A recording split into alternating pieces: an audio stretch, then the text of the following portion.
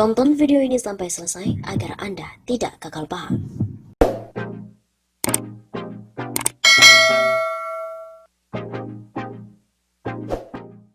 Rakyat mau kepung istana.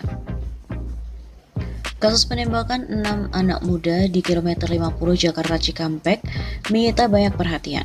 Sudah lebih dari sepekan menjadi trending topik di berbagai media. Tidak saja media Indonesia, media luar negeri juga telah banyak memberitakan. Kasus ini berlarut-larut dan terus menjadi pembicaraan publik karena pertama, berita dan informasinya simpang siur, bahkan dianggap banyak keganjilan. Kedua, tuntutan publik agar kasus ini diserahkan dan ditangani oleh Tim Gabungan Pencari Fakta atau TGPF ditolak oleh Presiden. Justru Presiden menyerahkan ke pihak kepolisian yang notabene menjadi pihak yang terlibat dalam kasus kilometer 50. Sebagian masyarakat menganggap ini tidak fair. Ketiga, Komnas HAM yang diharapkan bisa menjadi pembuka tabir kasus ini dianggap tidak transparan. Komnas HAM selama ini puasa bicara dan tutup mulut. Hampir tak ada perkembangan yang dilaporkan dan disampaikan ke publik terkait temuan Komnas HAM. Malah, kabar terakhir, Komnas HAM hanya lapor ke Presiden. Apakah ini tanda bahwa Komnas HAM sudah masuk angin dan berada dalam tekanan? Begitu pertanyaan yang berkembang di publik. Atas ketidakpuasan ini, sejumlah masyarakat mendatangi kantor Polsek dan Polres di berbagai daerah. Dua tuntutan mereka, pertama, bebaskan Habib Rizik Syihab. Kedua, usut tuntas kasus penembakan 6 anak muda pengawal HRS, bahkan di antara masa yang datang ke sejumlah Polsek dan Polres, minta ikut ditahan. Tidak puas juga datangi Polsek dan Polres, beredar info bahwa pada Jumat siang, besok 18 Desember, akan datang gelombang massa ke istana. Tuntutannya tetap sama, bebaskan HRS dan usut tuntas kasus penembakan 6 anak muda yang mengawal HRS. Bukannya HRS meminta tidak ada kerumunan, kenapa tetap mau datangi istana? HRS memang harus bicara begitu, tapi pembelaan dan penuntasan kasus kilometer 50 harus diperjuangkan. Ketika HRS mengangkat kedua tangannya yang diborgol di depan media, banyak di antara para pengikut dan pendukungnya memahami bahwa itu isyarat yang tegas untuk terus berjuang menegakkan keadilan untuk 6 pengikutnya yang ditembak mati. Mereka mengingat kata-kata HRS sebelum datang ke Polda Metro Jaya. Kalau dipenjara atau dibunuh, perjuangan tetap harus dilanjutkan. Perjuangan seperti apa yang dimaksud HRS, para pengikut dan pendukungnya mungkin sudah memahami arti dan arahnya. Lalu berapa besar massa yang akan hadir untuk menuntut keadilan di depan istana Jumat besok? Mungkinkah jumlahnya mencapai jutaan sebagaimana yang diprediksi oleh Hendro Priyono, mantan kepala BIN itu? Apakah Jumat besok akan menjadi puncak berkumpulnya massa yang sangat besar? Atau menjadi awal untuk demonstrasi-demonstrasi berikutnya yang lebih besar?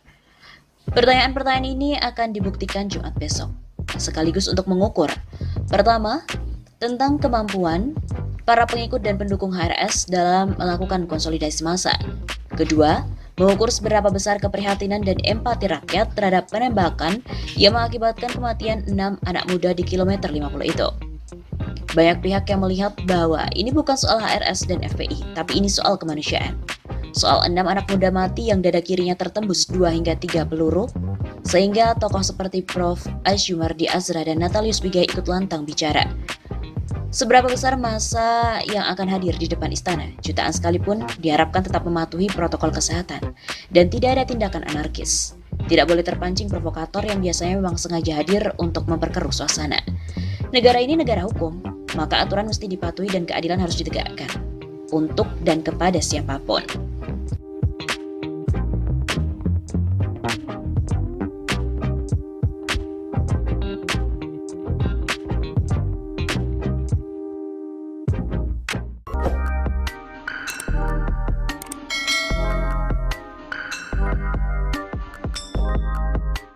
Akhirnya terungkap mengapa istana dulu incar Gatot dan sekarang Habib Rizik.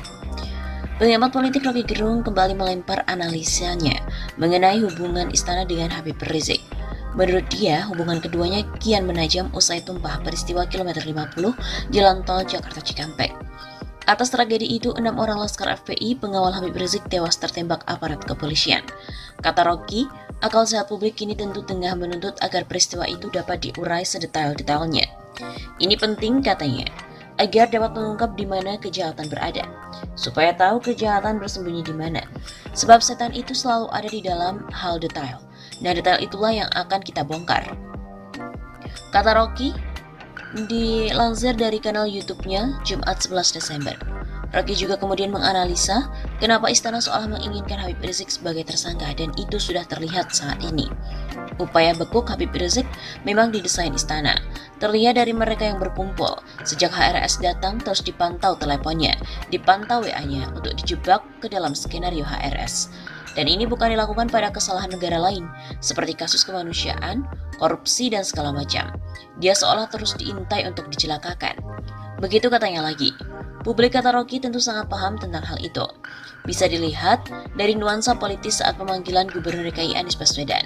Itu seolah dilakukan untuk menggiring opini, jika kelompok yang berkumpul di Petamburan adalah salah. Karena Petamburan kini sudah jadi istana rakyat, dan istana presiden terganggu. Mereka ketakutan jika masyarakat menuntut keadilan lewat istana rakyat. Begitu katanya.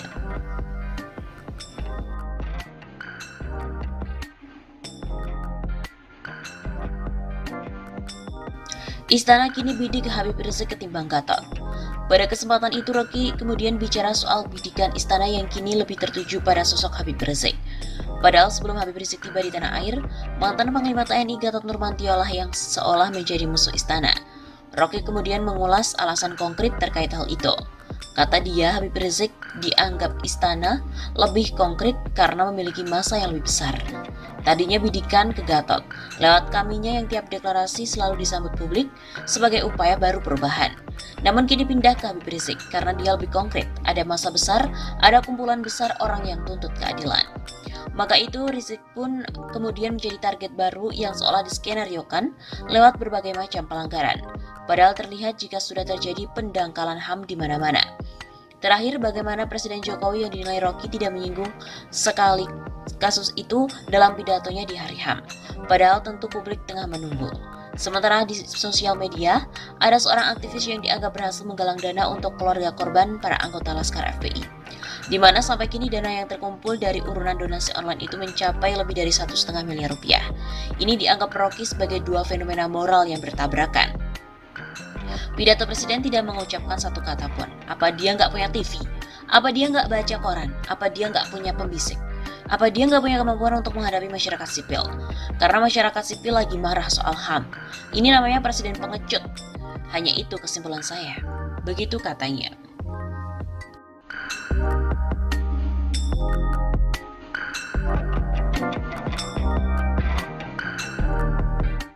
Akhirnya terungkap mengapa istana dulu incar Gatot dan sekarang Habib Rizik.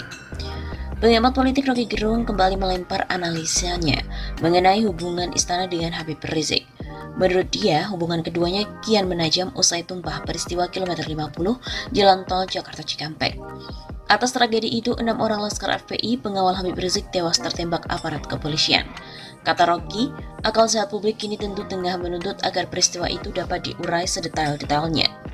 Ini penting katanya, agar dapat mengungkap di mana kejahatan berada, supaya tahu kejahatan bersembunyi di mana. Sebab setan itu selalu ada di dalam hal detail. Nah, detail itulah yang akan kita bongkar. Kata Rocky, dilansir dari kanal YouTube-nya Jumat 11 Desember.